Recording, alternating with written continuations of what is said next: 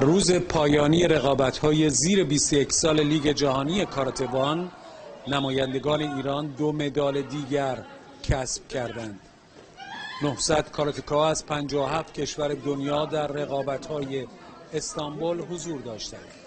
به نام خدا امیررضا برزویی هستم از آکادمی کاراته دار کرمانشاه که در وزن 68 کیلوگرم مسابقات لیگ جهانی جوانان شرکت کردم. شکر خدا تونستم مدال طلا به دست بیارم. امیر حسن معین الدینی دومین مدال ایران را در روز آخر رقابت‌ها به دست آورد. پس از پشت سر گذاشتن حریفای از کشورهای اسلواکی و ایتالیا و ترکیه و کشورهای دیگه تونستم به ردبندی راه پیدا کنم و تونستم مدال برنز کسب کنم.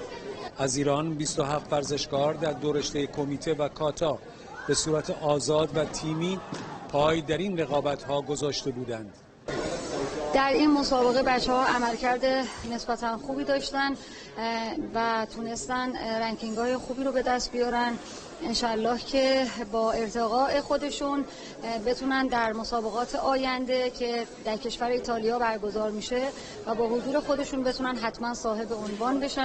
با کسب مدال تاریخی مطهره احمدیان در بخش انفرادی کاتا، سهم تیم ایران از این رقابت‌های جهانی 1 مدال طلا، 1 نقره و 1 برنز بود.